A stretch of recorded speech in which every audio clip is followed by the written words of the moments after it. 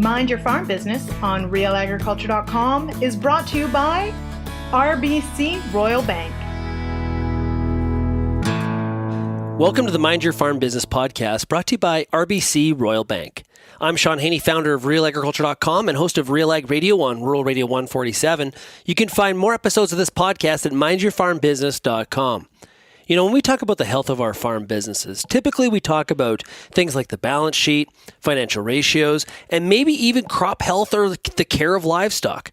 But what about our own health? Can you be expected to take care of your own farm business if you cannot take care of yourself? Your own personal health is critical to dealing with stress, making better decisions, and being an overall better farm manager. Today's guest on Mind Your Farm Business is Chip Eichelberger. He keynotes around the world, encouraging audiences to get switched on.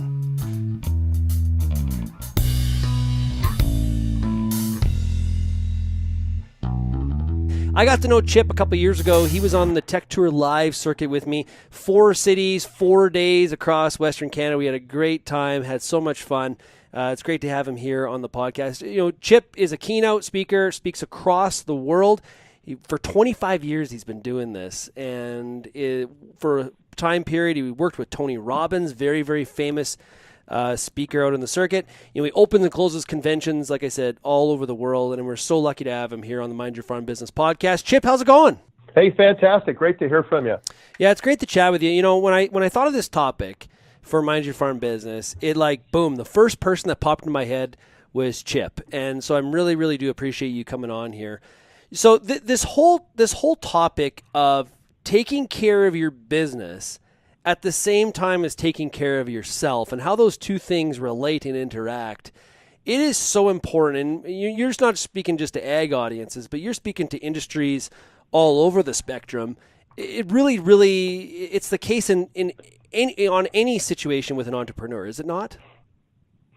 Well, it is. I mean, a lot of people, they're neglecting themselves. And, you know, one of the frames, it's funny, since I did those events there, I've been using that story of talking to all those growers each morning. Because, I mean, that was 8 o'clock in the morning.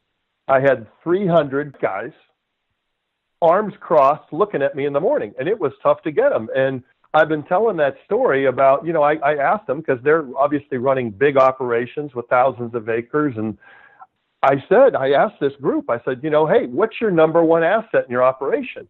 You know, and people would say the land or the equipment or the people. And what I say is, you know, it's you.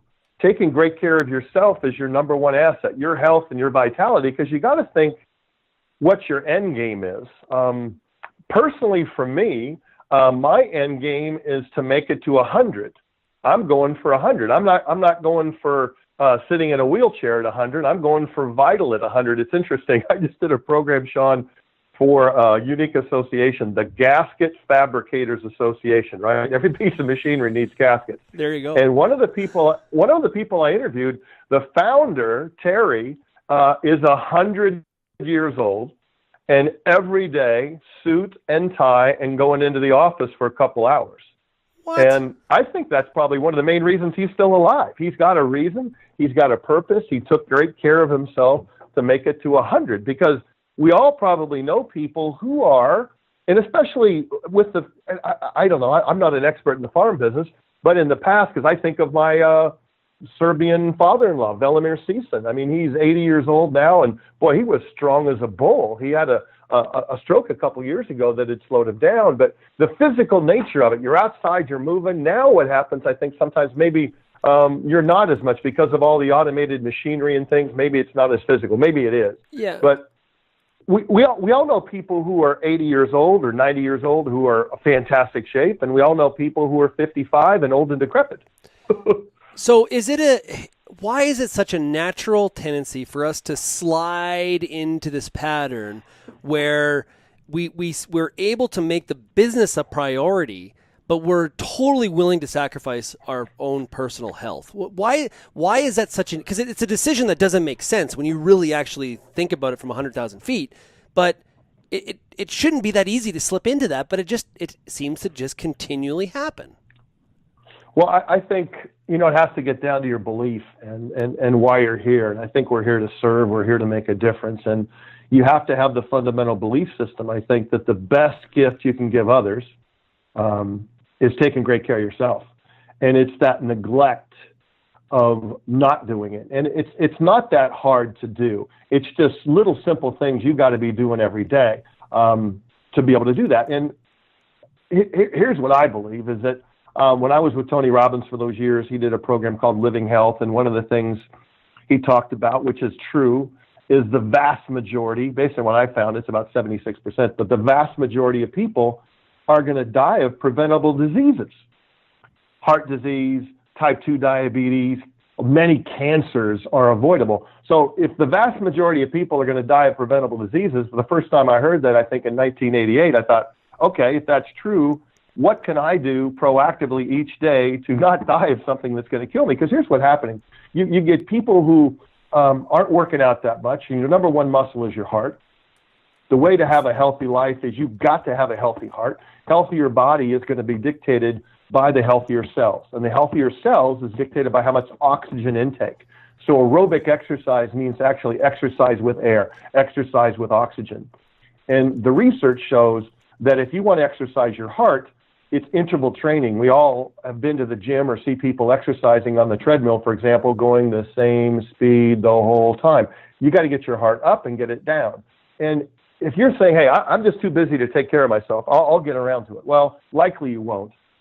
And the reality is that one day you're likely going to go to the doctor and get bad news. And you're going to be diagnosed with something you could have easily avoided. And now to reverse that, which you can do, but you got major time, major money, major stress, major effort to reverse something you could have easily avoided. It's not worth it. Yeah. And a lot of this, the title of this podcast is Mind Your Farm Business. I think this is one of those areas where a lot of it does come down to your attitude, how you view things, and really getting your mind around what you have to do to take care of yourself, while at the same, you can do both. It's not like a mutually exclusive one or the other. Okay, I'm going to take care of myself, but I'm going to let my business go to crap. You can actually do both. It just comes down a little bit to attitude. Well, I agree. It's that mindset. One of the reasons I think people will say, well, past equals the future. Hey, Chip, it's always been like this, or this is always run in my family, therefore it's going to happen to me. No, that's not true. The past does not equal the future. You can make a new decision today. I believe in the power of that decision, of looking long-term. And number one, ask yourself how long you want to live. I mean, have you really consciously thought, how long do you want to live? Let's say it's 80, let's say it's 90, whatever it is. But then here's the question. What quality of life do you want to have when you hit 80, 90, or 100? What could you be doing proactively now? National Cancer Institute came out with a new study, and it talked about we all know we need to eat more healthy, fresh fruits and vegetables, but it's 9 servings a day for men and 7 for women. So what I challenge people to do, and I don't know how you would do it without this smoothie. I have a recipe. You can get your 7 to 9 helpings of fruits and vegetables first thing in the morning with that smoothie. Plus, the big bonus, it makes you regular as hell. That stuff flies through you, right? But you've got to be thinking, what little simple disciplines could I do? There's also a tool I have. It's called the Get Switched On Energy Schedule, if people Google that. And it's just a form to help you stay accountable. It goes in the mirror in your bathroom, and it says, doesn't say should, it says I must work out a minimum of how many days a month. And a workout is at least getting your heart rate up for 30 minutes. You need to do some kind of strength training too, obviously. And there's 5 tips for health and vitality to live a healthy lifestyle. And there's a little 31 boxes, 6 of those. So you have a 6-month schedule, goes in the mirror in your bathroom. It says I must, not versus should, because you say, gosh, I should work out more. I should keep a cooler with me of good food. I should take a good internal shower first thing in the morning and drink my water. I should make that smoothie. I should. People get in a pattern of shoulding all over themselves, right? You've got to get clear on what your must is, and then you simply sign it, put it on the mirror in your bathroom, and fill in those little boxes, 1 to 31 at the month. And at the end of the month, it says goal, and it says actual. What did you do? I've been tracking this for 27 years. I remember I showed them up on the screen when I did that presentation at the Tech Tour Live, and I've saved them all. And it works. I got to tell you, I'm one of the more healthy guys I know. I've been within 5 pounds of where I am right now for almost 30 years. And I don't work out like an Olympic champion. I work out consistently. I've just never gotten off the bandwagon. This episode of Mind Your Farm Business is brought to you by RBC Royal Bank. Today's producers are thinking hard about where they want to go and what moves to make to get there. A business plan is your roadmap to success. Without one, it's easy to get lost along the way. You can count on the services and expertise RBC offers to help you meet your business goals and chart a course to success. Visit rbc.com/chartyourcourse to find an ag banking specialist near you. You know, in business, we have a record of everything, right? We have a record of our operations. We have a financial record, whether it's our income statement. We have a record of our assets. We have bank transactions. If we took that kind of attitude around record keeping and applied it to our eating and our health regimen, we're making a major step forward here. Well, that's a good point. I mean, it really comes down to where you keeping score. And you got to think that keeping score is fun. I mean, for your good health, you got to know what you're doing and what you're not doing. And the beauty of that, it seems silly, but it's just making that one decision to say, you know what, I'm a valuable asset. I need to take better care of myself. Maybe your leverage point on yourself is, I want to spend more time with my kids. My kids are having grandkids now. God, what if I could be vital and be alive and be with my great-grandkids? You have to have a compelling reason to do it. Is it because you've worked your whole life and then one day you're going to, quote, retire, and now you want to really travel and enjoy your life? You don't want to be one of those people who are just not able to move or not able to travel. You want to be vital. You want to be making a difference. So part of it is that compelling vision for what's the future for you. How well are you taking care of yourself right now? Are you looking long term? What are some simple things you could be doing every single day to improve your energy level, improve your vitality? And that's a legacy you're going to leave your kids. I mean, we got people listening to this podcast are 22. We got people listening to probably 82. So that's a legacy you're going to leave, and your kids watch what you do. And I think entrepreneurs are just naturally competitive. I don't know a lot of entrepreneurs that are where they're sort of just kind of go with the wind, and depending on what they're competitive people. They're in business, and so I compare that to I know you love golf.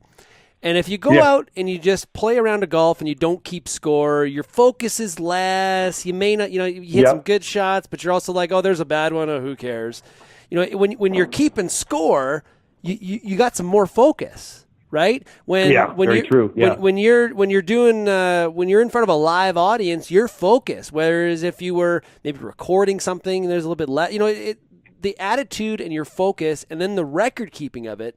Add that together. That's where you really do get some results. I think it's in golf, it's in business, it's whatever you're doing. That just seems to be the way it is. I think you need to be cognizant of what you're doing or what you're not doing with that Get Switched On energy schedule. It's a simple sheet. You put it up, and you have to put down your minimum number. But then, importantly, you have to take ownership, and it says signature. That's just not your name. That's your oath. That's your vow to take care of your number one asset, and say, I will not go below that number of 12, 14, 18 days a month, whatever it is for you. And then you track it. And the beauty of it is month one, you got 31 little boxes, and you work out on the 12th, you fill it in. You work out the 15th, you fill it in. End of the month, goal actual, what did you do? Congratulations, you hit your number. You feel good about yourself. You got some momentum. Next month, for whatever reason, you get busy, and you're looking at it, and it says November, and you got 6 days in a row with empty boxes. At least now hey, I got to step it up. I got to hit my goal for the month. I've got to be able to get in there. The problem with so many people, and Shaun, I see them in the gym. I work out at this, there's a chain in the States called Planet Fitness, and I work out there. I think it's a great deal. I see these people coming in. They're 50, 60, 70 years old. They get out of the shower naked. They look at the mirror and go, I've got to get in and start doing something. And at that point you can, but it's a lot easier just to maintain and just work out consistently. That way you don't get in that situation.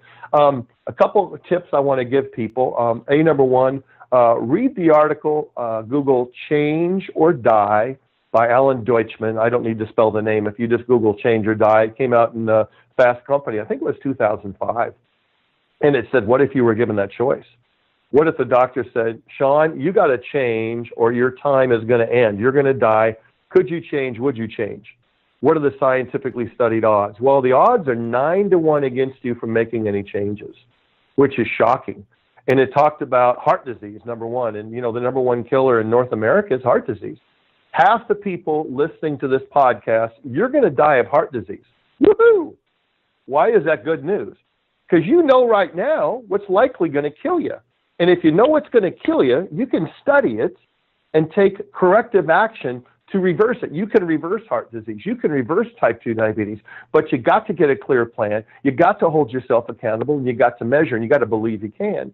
And it was fascinating in the article. It talked about 600,000 or 700,000 people have a coronary bypass, 1.5 million get angioplasty, and just in the States, they spend over $40 billion on those two procedures. And what they found is it does very little to extend people's lives.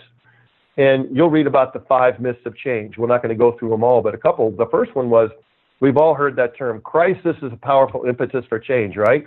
You go into the doctor, you get that diagnosis of heart disease, that's going to spur you to change. Well, the study showed 95% of the people who have a coronary bypass, which is a very difficult operation, obviously, don't sustain any changes in their lifestyle, and they go back to what they were doing. The crisis won't change you. Don't wait for the crisis. Plus, the number one symptom of heart disease, 42% of the time, is sudden death.